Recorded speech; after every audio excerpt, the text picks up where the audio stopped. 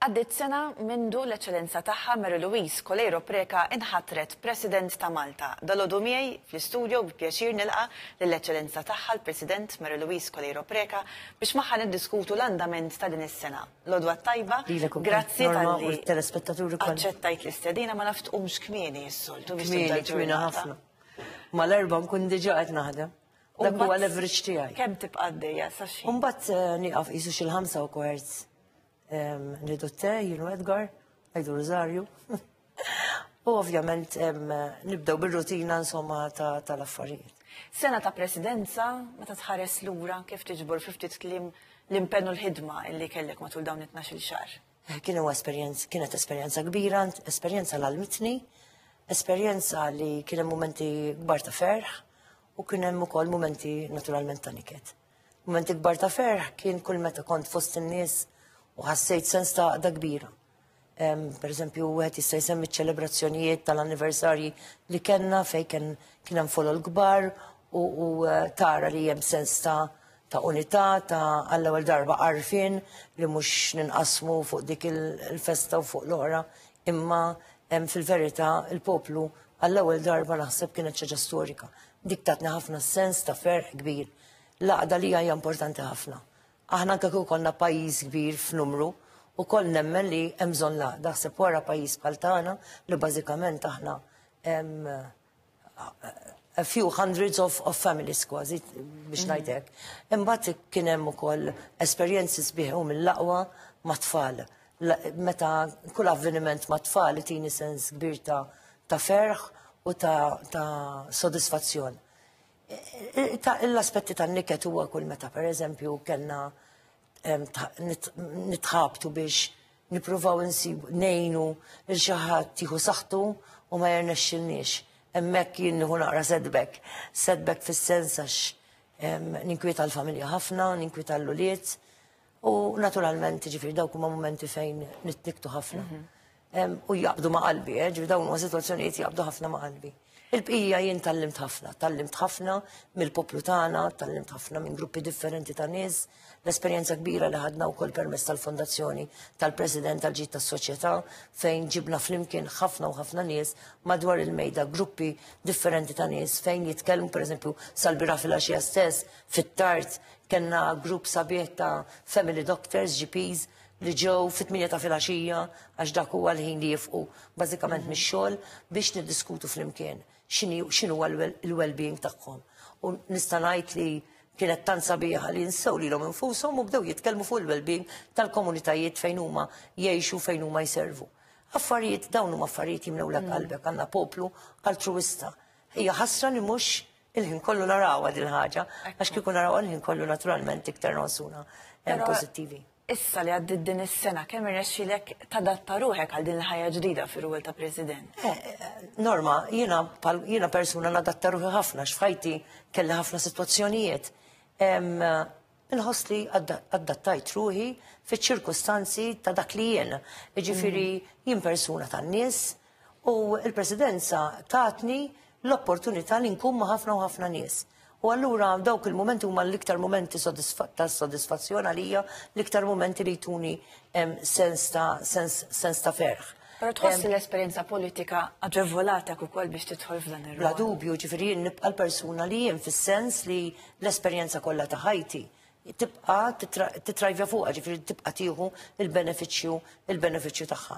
L-esperjenza politika tiegħi, pereżempju, ninduna kemm nista' indur fuqha u nieħu benefiċċju minnha. Pereżempju anke meta nkun qed nitkellem ma' dinjitarji u kapitastati oħra f'okkażjonijiet li jkollna ma' ambaxxaturi, hemmhekk meta allura iva trid tippreżenta lil pajjiż, jien li ovvjament segwejt il-politika l-40 sena, il-pajjiżi nafu sew u nafu wkoll x'huma l-strengths tagħna, allura nista' ħanajtek nirrelaħta ħafna tajjeb grazzi għal din l-esperjenza li kelli. Naturalment ukoll il-fatt li jiena nħobb il-pajjiżi iktar minn kull ħaġa oħra kważi dik ukoll tgħinni biex jiena nippreżenta l-pajjiżi bl-aqwa mod.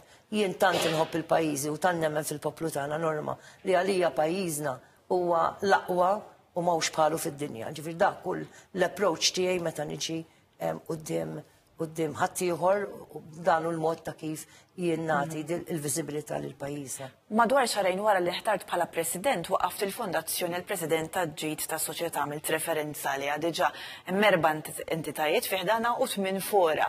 Diġà bdew ħallu l-ewwel frott tagħhom. Iva, ara, il-fora jaħdmu kontinwament, l-entitajiet l-istess u minn 4 illum għandna 5 entitajiet ta' riċerka. Dak li konna qegħdin nagħmlu matul din is-sena inqas minn sena f'Ġunju tal-sena fil-verità.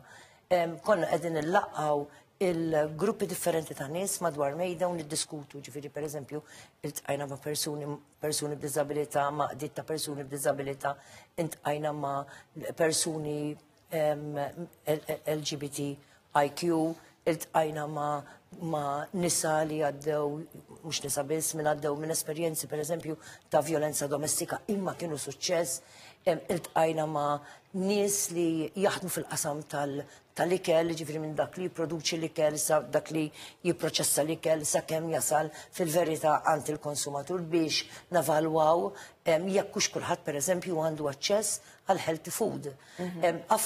Kienu diskussjonijiet interessanti ħafna li jien minkejja li l-ni 40 sena wiċċi man-nies u naħdem fost in-nies, xorta tallimt ħafna.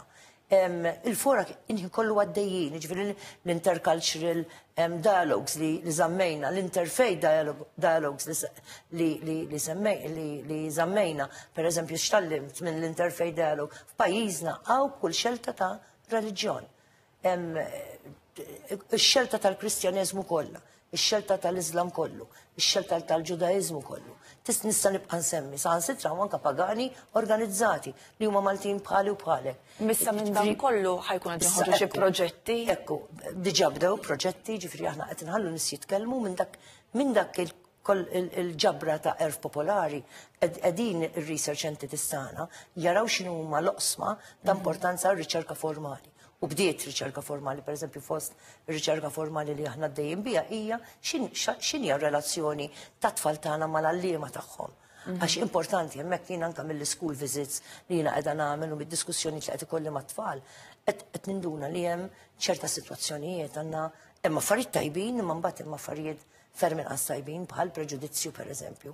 Il-preġudizzju li jitraduċi ruħu f'bullying. Il-bullying unfortunately hija rampant.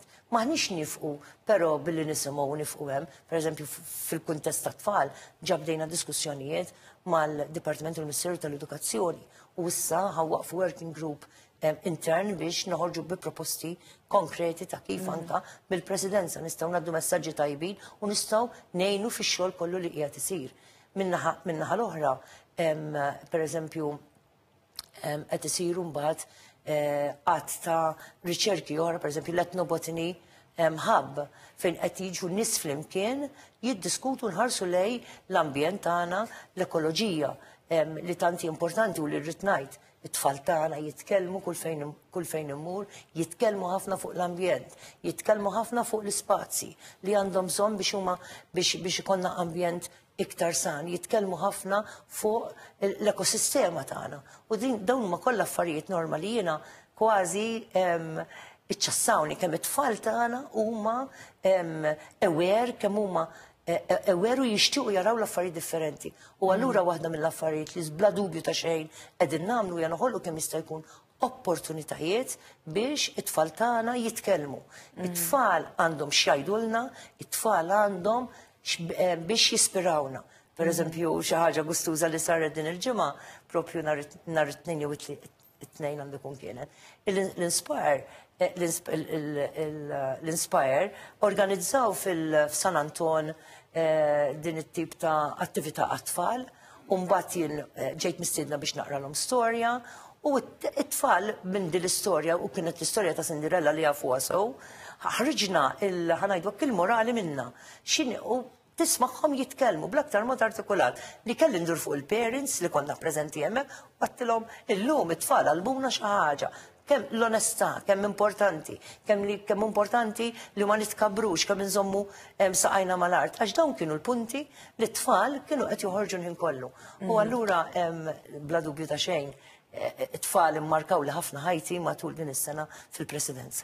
Bħala gwardjan tal-Kostituzzjoni li tippromovu d-demokrazija fil-pajjiż, taħseb li għatem lok li s-saħħaħ id-demokrazija fil-pajjiż anka fil-kuntest li dan l-aħħar daħlet iktar il-kultura ta' referendum kemm konsultattiv u anke abrogattiv? Id-demokrazija rridu mantnuha kuljum. Qatt ma tilħaq l-optimum tagħha. Id-demokrazija kull ġurnata rridu naħdmu fuqha. U ma jfissirx li għax aħna l-lum demokratiċi, jfisser l għandna garanzja li nibqgħu demokratiċi dejjem, jekk aħna naljanaw ruħna. U dejjem hemm lok li l-mezzi li permezz tagħhom insaħħu d-demokrazija dejjem ikomplu jittiebu. Bħal pereżempju l-Kostituzzjoni. Wasal iż-żmien li nagħtu ħarsa tajba lejn din il-Kostituzzjoni li kienet li saret 50 sen ilu mbagħad kienet żviluppata f'Kostituzzjoni Repubblikana 40 sena ilu, skużani, 40 sena ilu. Iva, l-għodot 40 sena ilu mhumiex l-għodot tal-lum, l-aspirazzjonijiet tal-popli u tal-poplu tagħna 40 sena ilu mhumiex l-aspirazzjonijiet tal-lum, mhux għamilna amendments tul daw l-40 sena, imma mod spezzatjat fejn kien hemm bżonn.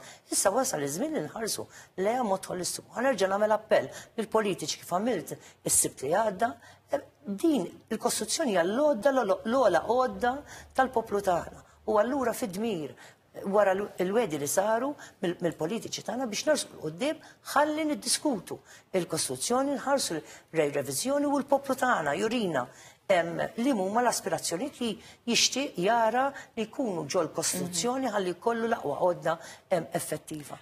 Mbagħad narawk ħafna anke tippresedi pereżempju attivitajiet ta' kunsill lokali. Għandu jkun hemm rabta diretta bejn il-President u l-Kunsill lokali? Għax le, l-Kunsilli lokali huma rappreżentanti diretti tal-popli tal-komunitajiet tagħna. U il-President aħna kif irriduh fuq pedestal iżna qed inħarsu lejn żminijiet fejn l-irjali kienu ma naħsibx li din hija tip ta' presidenza lil poplu in ġenerali mhux qed ngħid m'hemmx min jaħseb li l-President għandu jkun kważi arani u la tmissnix. Vinti taqbel li r-rwol tal-President għandu jingħata aktar poteri, għaliex pereżempju tnejn li għadda kelli li l-President emeritu Ugo Mifsud Bonnici intervistajtu dwar l-autobiografija ma qed jgħid li r-rwol tal-President għandu jibqa' kif inhu. Jiena ma narax li l-President għandu jingħata aktar poteri, ġifieri mhix qed nimmaġina President li jitlab vot popolari, jekk il-Presidenza se nwadbuha nerġgħu suġġett tal-voti popolari jfisser li f'dan il-pajjiż m'hemm nebda entità li tista' tieqaf u titkellem bl-akbar responsabilità morali f'isem il-poplu Malti Wawċex. Inkella ħana kollha bnedmin mis-sema l-isfel jekk kien suġġett tal-voti ħatati każ li x'ħadajt għax inkella jista' ma ġibx il-voti. Dik ħallu għall-politiċi. Il-Presidenza għandha platform wiesa' ħafna ta' responsabilità morali kbira u għandu jkun hemm dil-vuċi b'saħħitha għall-poplu tagħna. Inkella ma jistax ikun il-aħħar sin tal-Kostituzzjoni li ħares l-interessi tal-poplu tagħna. Fl-aħħar net fil-qosor ħafna rajna l-ġeneroża tal-Maltin fl-istrina li għaddit kellek rekord l-isfida l din is-sena biex ir-rekord jinżamm almenu. Norma, mhix ixxu ta' rekords ta' bżonn. Il-Mart sfortunatament qed jikber. Il-mediċina l-effettività tagħha qed tikber, però l-ispejjeż qed jikbru. Is-sena li għaddiet morna b'deficit minn Settembru, din is-sena ngħid li se nkunu b'deficit minn qabel. Ngħidha din b'sens ta' responsabilità, għaliex minkejja li vera naraw kollox fl-istrina, ma aħna kull ġurnata naħdmu biex jekk jista' jkun il-fond dejjem ikun hemm biżżejjed flus biex ngħinu l-kulħadd. U ngħinu l-kulħadd u dirrit nagħmilha ċara u grazzi li tajtni din l-opportunità għax hemm min jaħseb li il-Malta Community Trust Fund hija sistema tas-saħħa b'xejn għal kulħadd. U allura tfisser li kemm għandek flus inti tista' tiġi u tieħu kollox. Mhuwiex possibbli l-Malta Community Trust Fund tgħix bil-kontribuzzjonijiet tal-Maltin u l-Awċin. U qiegħda hemmhekk tgħin il kulħadd imma dawk kollha li huma fil-bżonn. Ħana ġieli kellna każijiet li jiġu jitolbu l-għajnuna u mbagħad l-assi tagħhom iwasslu għal ftit tmijiet ta' eluf mhux ħażin. Ma nistgħux dik il-persuna nikkonsidraw bħal dak li m'għandu xejn li bilkemm qed ilaħħaq biex jiekol biżżejjed. Qed ngħidha di biex nifhmu li aħna bil-forsi rridu nagħmlu il-means testing u anke social assessment. Imma qed naħdmu biex inkomplu nkabru l-fond u nkabruh forsi mhux mod sostenibli, fejn jidħol mart qatt ma tista' tkun sostenibli għax ma taf qatt x'inhu ġej għalik. Imma naħdmu biex anke jkollna trickling ta' fondi deħlin il-ħin kollu jekk jista' jkun, mhux biss tistrina. Nieħu l-opportunità biex nagħti ħajr mill-aqwa lill-poplu Malti Wawċi tal-qalb ġeneruża infinita li għandu. Eċċellenza, grazzi ħafna tal-li kont magħna hawnhekk u onorajtna bil-preżenza tiegħek tul il-programm TVAM.